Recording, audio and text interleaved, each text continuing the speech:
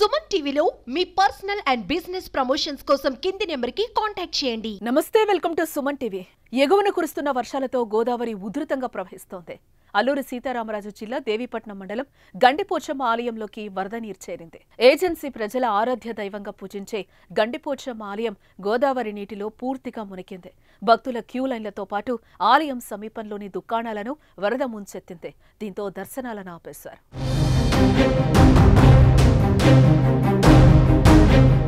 ఎగువ ప్రాంతాల్లోనూ 2 రోజులుగా కురుస్తున్న భారీ వర్షాల కారణంగా గోదావరి నీటి ప్రవాహం పెరగడంతో ఆలయం పూర్తిగా ముంపునకు గురైంది.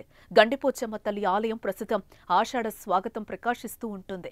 పూర్తిగా అటవీ ప్రాంతంలో ఉన్న ఈ పోచమ్మ ఆలయం నుంచే అనేక ప్రాంతాలకు టూరిస్టులు బోట్ షికార్ చేస్తూ ఉంటారు. అయితే గోదావరి ఉగ్రరూపం దాల్చడంతో బోట్ షికార్ని కూడా అధికారులు తాత్కాలికంగా నిలిపివేశారు.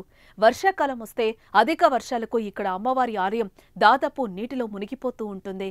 ఈ ప్రాంతంలో ఒడ్డున ఉన్న అమ్మవారు ఆషాఢ మాసంలో వరాల తల్లిగా భక్తులు ఆరాధిస్తూ ఉంటారు.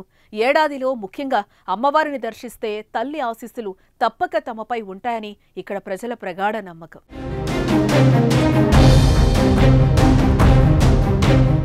గోదావరి వరద ఉధృతి నేపథ్యంలో పాపికొండల విహారయాత్రకు అధికారులు నిలిపేశారు. 15 పర్యాటక బోట్లను ఆలయం వద్దే నిలుపుంచారు. ఇటు మరోవైపు తెలంగాణలోని భద్రాచలం, బూర్గంపాడు, చెర్ల, దుమ్ముగూడెంలో వర్షాలు కురుస్తున్నాయి.